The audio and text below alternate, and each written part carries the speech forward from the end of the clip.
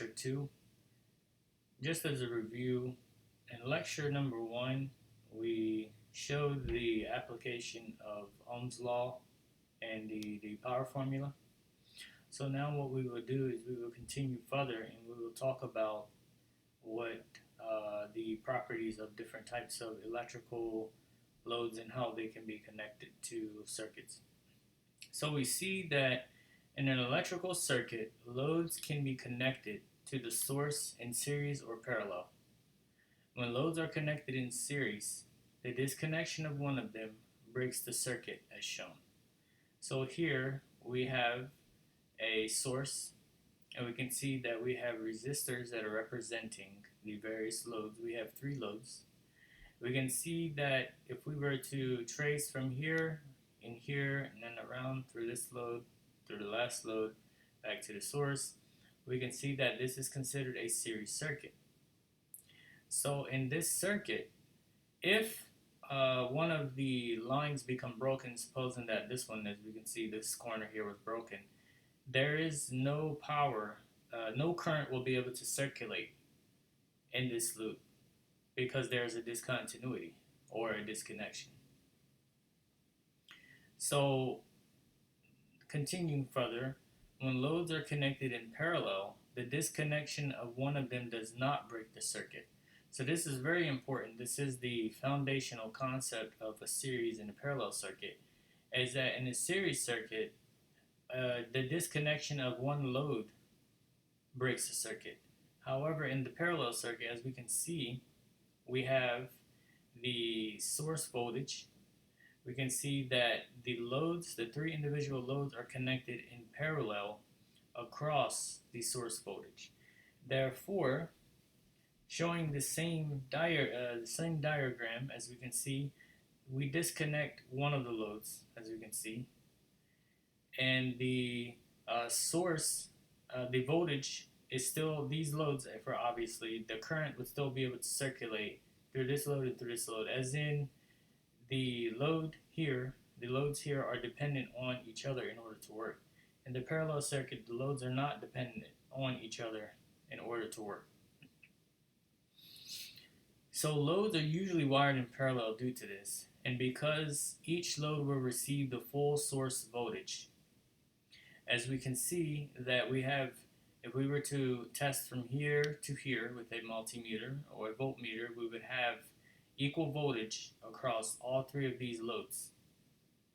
As far as the series circuit, loads wired in series do not receive full voltage, full source voltage.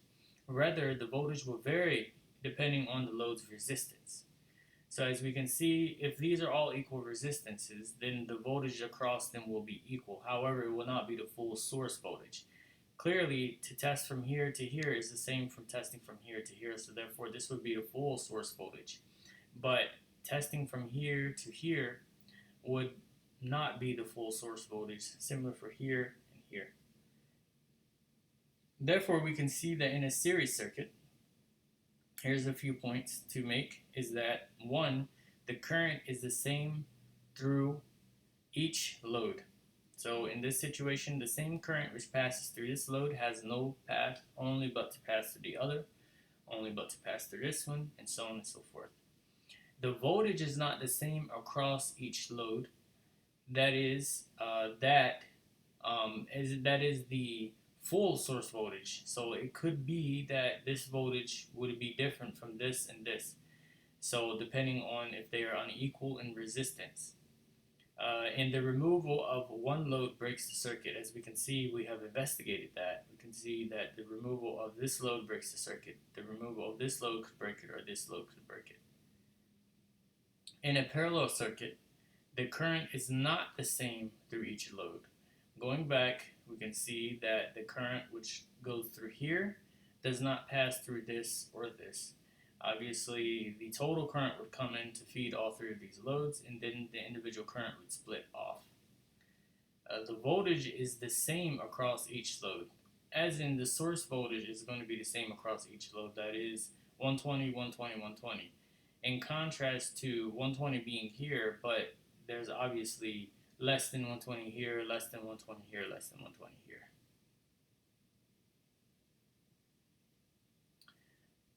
when loads are connected in series, the removal of one load does not break the circuit. Going back, we can see that we removed one of these loads, and as we can see, it does not break the circuit for the rest of the loads. When loads are connected in series, their resistance add together. When loads are connected in parallel, their resistances do not add, but reduce. By this, we have two cases. So we have resistances connected in series and resistances connected in parallel. So I will now proceed to explain each case by the following. So we're going to talk about case number one, which is resistances connected in series. So supposing that there are two 10 ohm resistors connected in series. The total resistance is therefore R1 plus R2 plus some other R's up to Rn, which is some number of R. It could be 1, 2, 3, 4, 5, 6, but here we know that there are two, so therefore we have R1 and R2. Therefore, the total is going to be 10 ohms plus 10 ohms, which equals 20 ohms. As we can see, we have a source and we have resistors. You can see that these resistors are connected in series, and neglecting the possible resistance that this source would have, if we were to just consider the resistance of the load that the source sees, that is the resistance that the source sees, it would be 20 ohms of resistance. As we can see, resistances connected in series add. As far as case number two, case number two is going to be resistances connected in parallel. So supposing that there are now two 10 ohm resistors connected in parallel, the total resistance is therefore going to be 1 over R1 plus 1 over R2 plus ...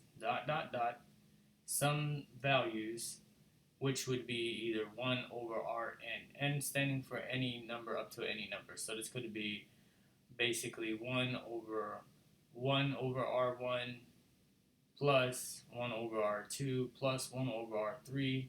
In our situation, it's just 2, so therefore we have the formula would basically be 1 over R1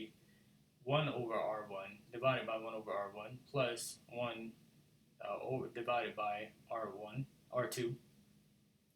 And with R1, as we can see here, being 10 ohms and R2 being 10 ohms, that is that we have basically 1 divided by 10 ohms plus 1 divided by 10 ohms, which equals 5 ohms.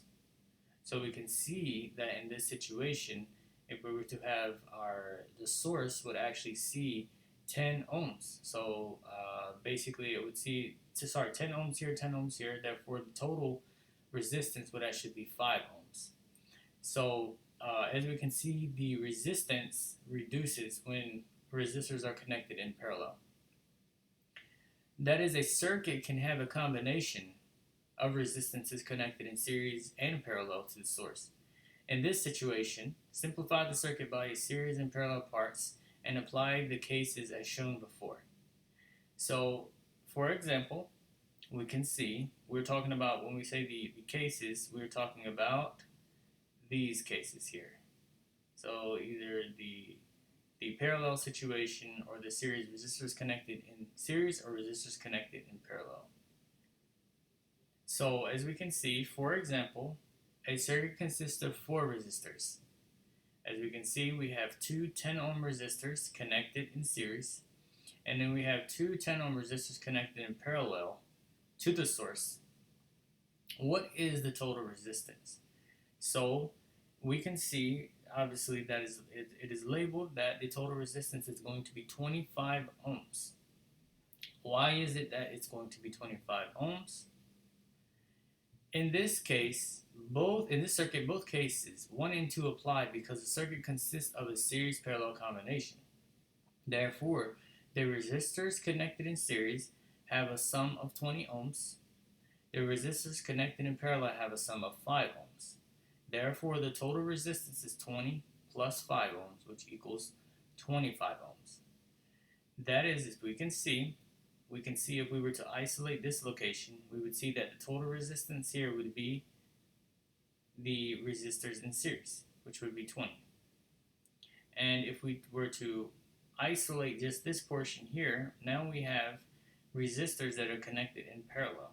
So all you would have to do is you would have to calculate the resistance of here of this this resistor and this resistor in parallel. So we have two 10 ohm resistors in parallel, and as we know, we calculated that it is 5 ohms. That is that supposing that you were to disconnect this line and disconnect this line, and you were to just have these two resistors connected to each other in parallel, and you were to take a ohm meter and you were to check from here to here, there would be a total of 5 ohms. Similar, if you were to take an ohm meter and you were to check from here to here, obviously disconnecting the load, and you were to check from here and here, disconnecting this side too, there would be resistors in the series, that is 10 plus 10, which is 20 ohms. Joining these together, they are a simple addition, so therefore the test connection from here to here with an ohm meter, supposing that the source resistance is actually disregarded, you would have the source would actually see a total of 25 ohms. So as we can see, that is what it means when we say that we just combine the cases, obviously. So whenever you are confronted with this type of circuit, that is a series parallel combination, simplify it into its series and parallel parts. Calculate the resistance of each with the appropriate formula. Then combine the results of the two as shown.